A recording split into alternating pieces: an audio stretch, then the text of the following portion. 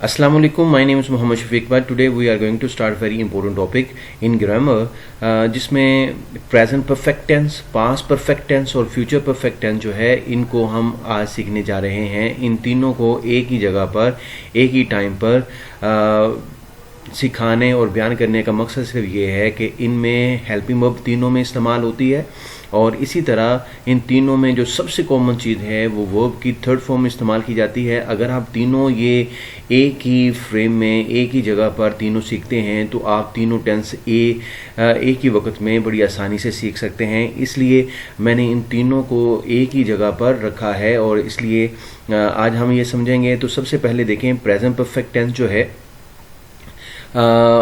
इसकी उर्दू में पहचान देखते हैं कि इस टेंस में जुमले के आखिर पर चुका है, चुकी है, चुके हैं वगैरह आता है और इसमें जो इसकी हेल्पिंग वर्ब है वो हैज़ और हैव इस्तेमाल करते हैं और दोनों के साथ वर्ब की थर्ड फॉर्म इस्तेमाल करते हैं। अब ये देखना है कि हैज़ जो है किन प्रोनाउन के साथ और नाउन के साथ इस्तेमाल किया जा सकता है। तो ये आपने सिर्फ अपने जहन में रखना है कि ही, शी, इट और सिंगुलर नाउन क्या होता है कि यानी किसी भी एक चीज़ या किसी भी एक शख्स या किसी भी एक चीज़ या शय जो है उसके साथ हम हैज़ ही इस्तेमाल करेंगे। कोई भी एक नाम हो सकता है, कोई एक चीज़ हो सकती है, उसके साथ हम हैज़ यूज़ करेंगे और ही, शीट के साथ भी हैज़ यूज़ करेंगे और प्लस हम वर्ब की थर्ड फॉर्म यूज़ करेंगे।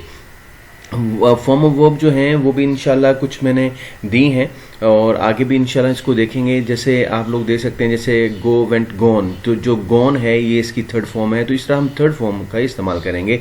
आगे एग्जाम्पल आ रही हैं वो भी जैसे अफर्मेटिव एग्जाम्पल्स हैं, नेगेटिव एग्जाम्पल है और इंट्रोगेटिव एग्जाम्पल जो हैं वो आगे आ रही हैं। इसी तरह आई, वी, यू, दे के साथ भी हम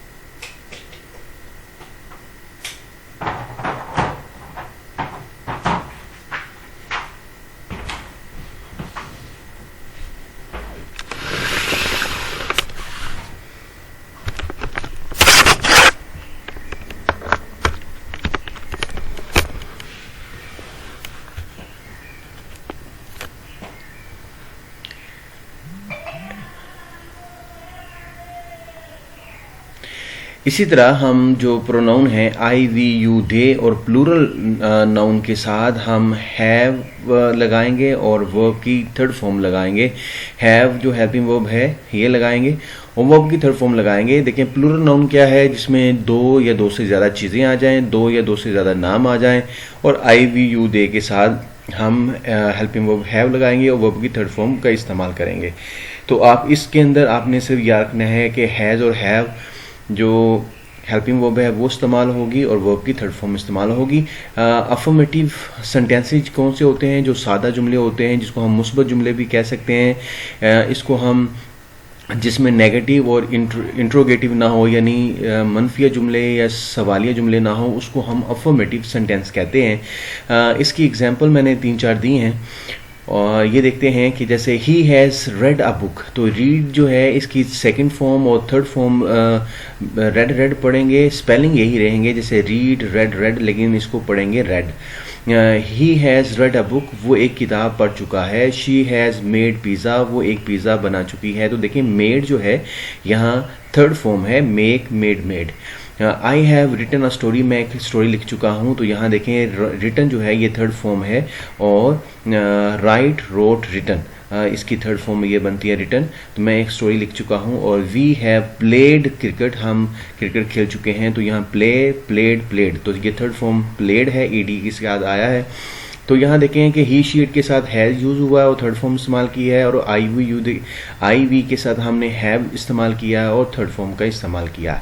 नेगेटिव भी इन जुमलों के साथ नेगेटिव बनाया है। आप हैज़ या हैव के बाद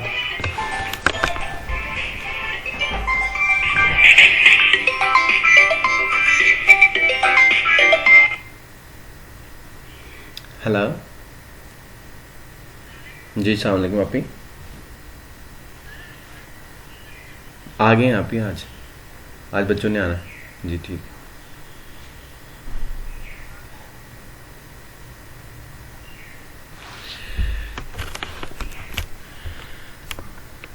और इसी तरह हैज़ और हैव के बाद हम नोट का इस्तेमाल करेंगे। जैसे he has not read a book, वो एक किताब नहीं पढ़ चुका। She has not made a pizza, वो पिज़्ज़ा नहीं खा चुका। I have not written a story, मैं स्टोरी नहीं लिख चुका। I have not played cricket, we have not played cricket, हम क्रिकेट नहीं खेल चुके हैं। तो यहाँ देखिए नोट के बाद भी थर्ड फॉर्म का इस्तेमाल होगा। ही शी इट के साथ हैज़ और आई वी के साथ हैव का इस्तेमाल होगा। इंट्रोगेटिव में आप हैज़ और हैव को सब्जेक्ट से पहले ले आएंगे। जो he she it I we you they होते हैं, ये आपके सब्जेक्ट हैं, और इसको हम प्रोनाउन भी ये हैं, और इसको he she it I we you they के से पहले या प्रोनाउन या नाउन से पहले हम ले आएंगे, जिसको हम सब्जेक्ट कहते हैं। तो हैज़ और हैव को यानी स्टार्ट में लिखेंगे। तो ये इंट्रोगेटिव बन जाएगा। Has he read a book, क्या वो एक किताब पढ़ चुका है। हैज़ शी मेड पिज़्ज़ा, क्या वो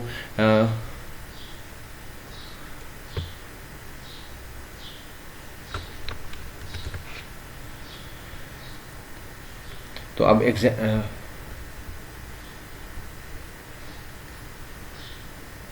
तो अब इसकी एग्जांपल देखते हैं कि has he read a book, क्या वो एक किताब पढ़ चुका है। हैज़ शी मेड पिज़्ज़ा, क्या वो एक पिज़्ज़ा बना चुकी है। Have I written a story, क्या मैं एक स्टोरी लिख चुका हूँ। हैव वी प्लेड क्रिकेट, क्या हम क्रिकेट खेल चुके हैं।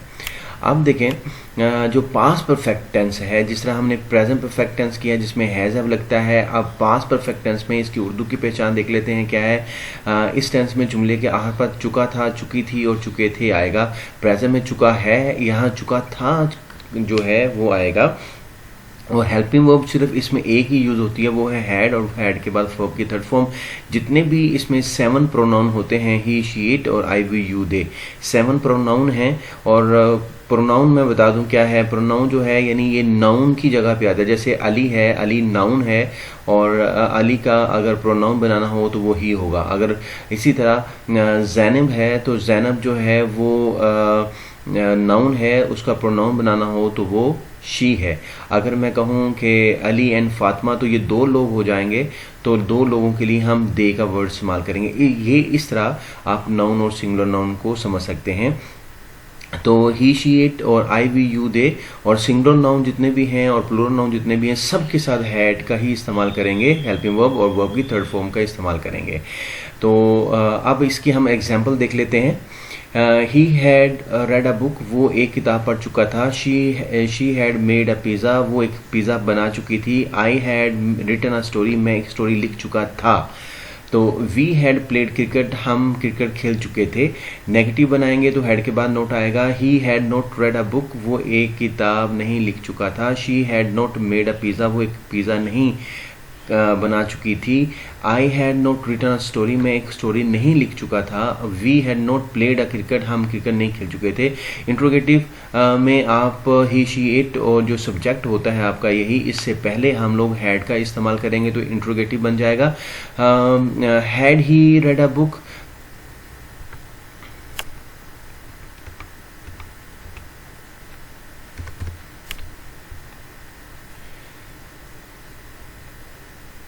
Had he read a book, क्या वो एक किताब पढ़ चुका था। Had she made a pizza, क्या वो पिज़्ज़ा बना चुकी थी। Had I written a story, क्या मैं एक कहानी लिख चुका था। हैड वी प्लेड क्रिकेट, क्या हम क्रिकेट खेल चुके थे। अब इसी तरह फ्यूचर परफेक्ट टेंस है। इसी तरह फ्यूचर परफेक्ट टेंस है, इसमें देखें कि इसके उर्दू में इस टेंस में जुमले के आखिर पर चुका होगा, चुकी होगी, चुके होंगे वगैरह आएगा। और इसमें जितने भी प्रोनाउन हैं जैसे he, she, it, I, we, you, they, जितने भी हैं इसमें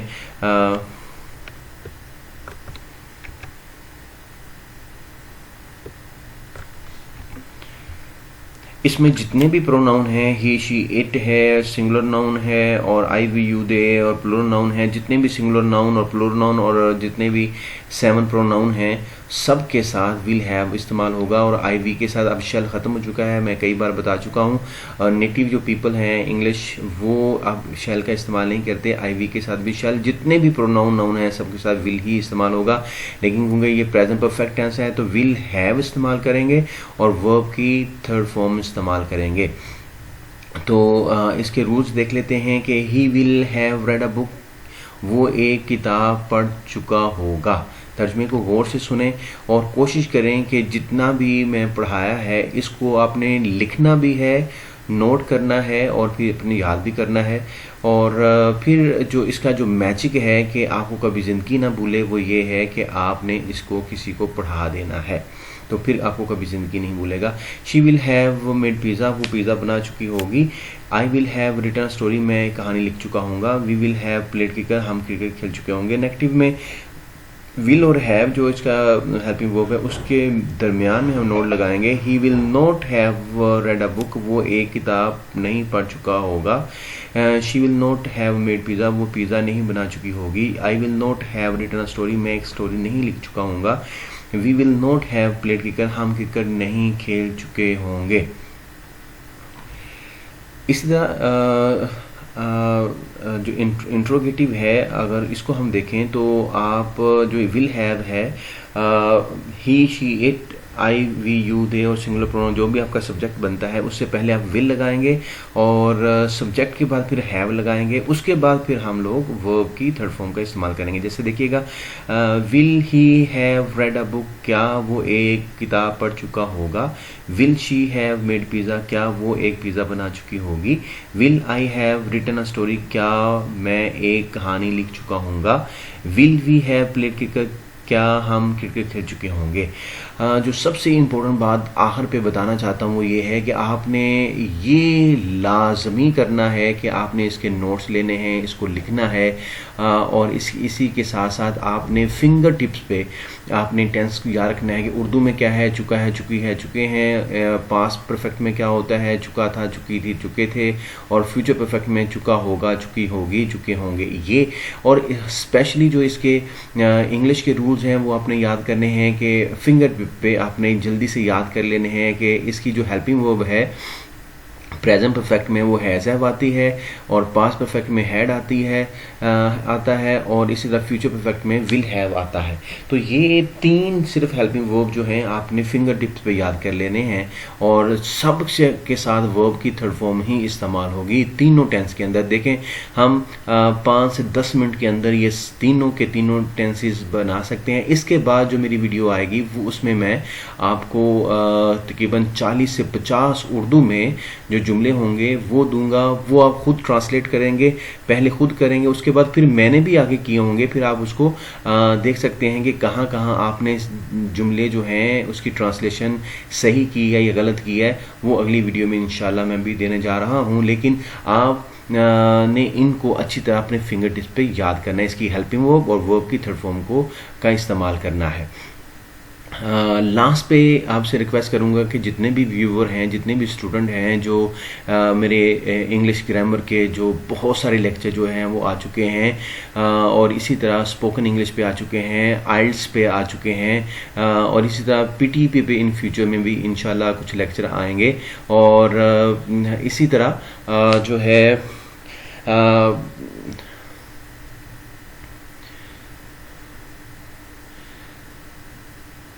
तो सबसे रिक्वेस्ट है प्लीज़ जो मेरा चैनल है यूट्यूब पे WSH शेयरिंग, प्लीज़ उसको लाइक करें, शेयर करें, सब्सक्राइब करें। और इसी तरह जो फेसबुक पेज है प्लीज़ उसको भी लाइक करें, फॉलो करें, शेयर करें।